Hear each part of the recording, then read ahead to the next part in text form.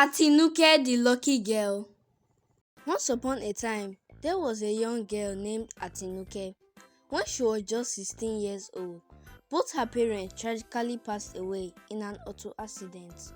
With nowhere else to go, Atinuke made her way to her village in a big town in Yoruba land to live with her loving grandma. Life was not easy for Atinuke. Just when she thought things were settling down, her grandma suddenly became blind. Atinuke knew it was her responsibility to take care of her grandma and herself. She had to find a way to provide for their needs, including food and school fees. Determined and strong-willed, Atinuke came up with a solution. Her grandma used to supply pepper to store owners within their vicinity. Atinuke decided to carry other items, together with fresh peppers, from door to door to sell after school hours. Each day after school, Atinuke would load her tray and head out to sell pepper and other items. It was hard work, but Atinuke never complained. She knew that this was her way of supporting herself and ensuring her education. As Atinuke went about her daily routine, she encountered a classmate named Shade. Shade was a very spoiled child who always wanted things to go her way. She had no understanding of difficulties that Atinuke was facing.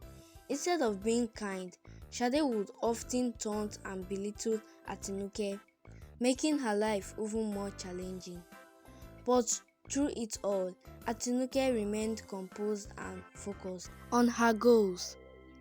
Shade's jealousy towards Atinuke grew stronger with each passing day.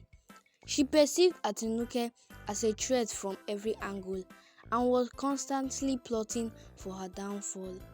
The most malicious act committed by Shade is when she deceitfully applied for a competition that was meant to support the WAEC registration fees of underprivileged students, even though her father was the owner of the school. Knowing fully well that Atinuke came from a humble background, Shade manipulated and threatened the principal into ensuring her victory in the competition instead of rightfully awarding it to Atinuke, who came top of the competition. This selfish and unjust act deeply hurt Atinuke, bringing her to the brink of despair. Atinuke did not relent. She increased her efforts in the hawking business and was able to raise her WAEC and JAM fees. Her grandma was very happy to see it happen. It assures her that God has answered her prayers for Atinuke's education. However, Atinuke, having secured her registrations, channeled her frustrations and focused on her studies. She dedicated herself wholeheartedly to her academic pursuits and, against all odds, emerged triumphant in both her JAMB and WAEC examinations. Just as the darkest clouds loom over her, Atinuke's prayers to further her education, as well as to see her grandma well again, were answered by divine intervention. A ray of hope shines upon her when she learned that her friend's kind-hearted father has volunteered to help cover the cost of her grandma's surgery. The generosity of this unexpected benefactor became a turning point in Atinuke's life, instilling within her a renewed sense of faith and determination.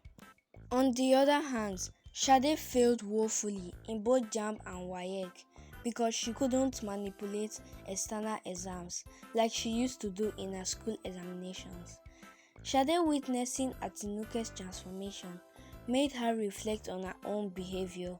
She realized the importance of empathy and began to change her ways. In the end, Atinuke's sour and challenging life turned sweet because of her determination, resilience, and the kindness she received. She taught us that no matter the obstacles we face, with hard work, kindness, and a positive attitude, we can achieve our goals and turn our lives around for the better. This is Umma's story time. Thanks for watching. Please subscribe. I am Amarachi Ihoma, the young storyteller.